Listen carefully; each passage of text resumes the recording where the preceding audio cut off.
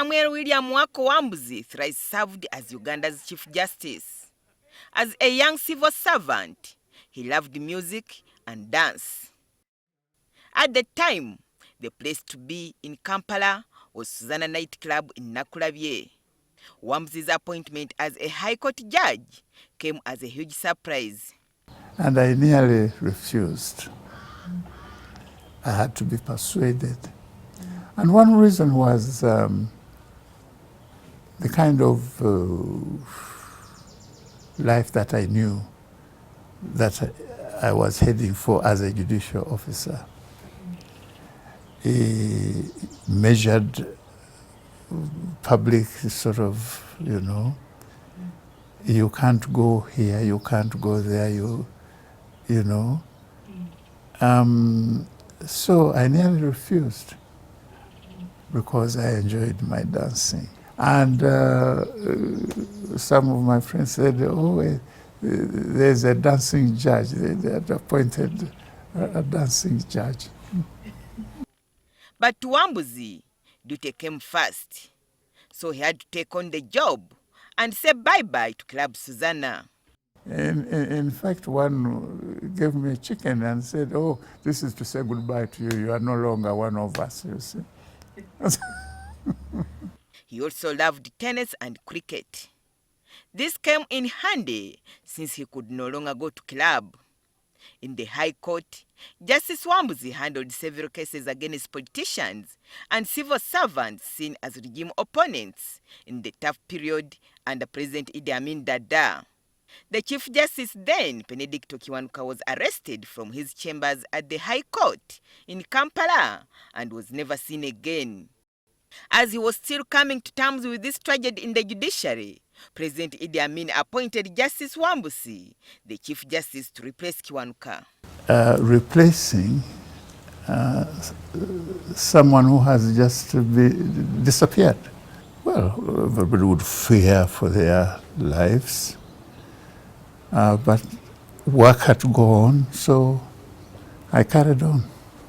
Justice Wambuzi has authored a 244-page book detailing his life entitled The Odyssey of a Judicial Career in Precarious Times, My Trials and Triumphs as a 3-time Chief Justice of Uganda. When President Amin expelled Asians from Uganda in 1972, some of them were judicial officers. This left a huge gap in the judiciary. Now there was a training going on at that time. They were nearing the end, but we had to stop that and appointed all the students there in various posts in the judiciary.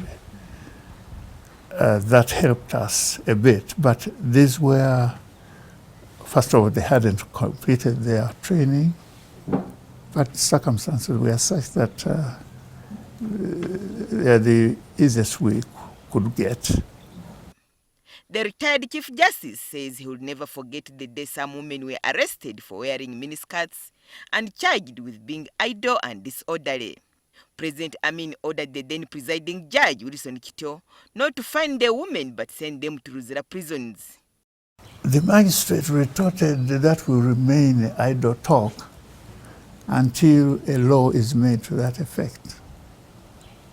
Meaning he had a discretion, and the discretion to impose a fine had not been taken away by law. He couldn't be forced to send people to prison.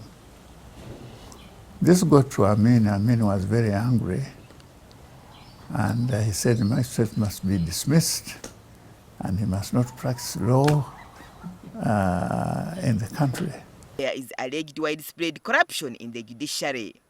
Justice Wambuzi says corruption has been a cancer in the judiciary for long and cites low pay, saying the staff are tempted.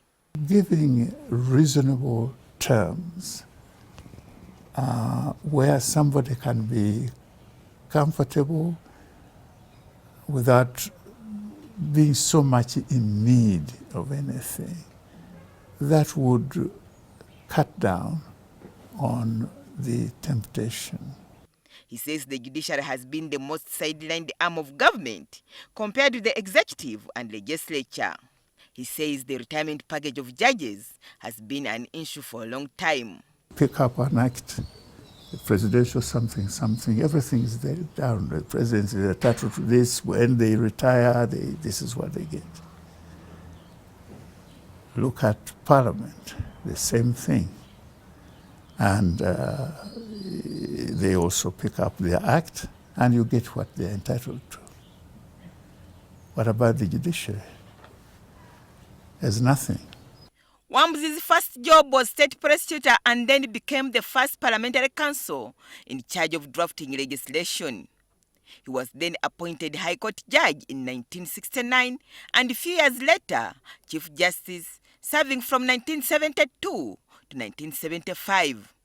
He also served in the Kenya Court of Appeal from 1977 to 1979 when President Idi Amin Dada was overthrown. The new president Yusufulule called Justice Wambuzi back and appointed him a Chief Justice for the second time. He served for just a year and was succeeded by Justice George Masika. He was appointed again in 1986 under the ruling NRM government, where he served until his retirement. The 88-year-old is now a member of the Elders Forum. He is not happy with the 10th Parliament for amending the Constitution to remove the presidential age limit. There's an argument that if somebody is very good, you don't want to lose them. But then, whilst that's a good argument, the same argument can be used to say, well, by keeping him, you are preventing another very good person to come in. This one is good, but there's a very good one to come in. So you are satisfied with the good, and you should remain there. Justice Samuel Wako Wambuzi is retired, but not tired. He is now running his private schools and is also engaged in farming. AGNESS NANDUTU, NTV, Living History.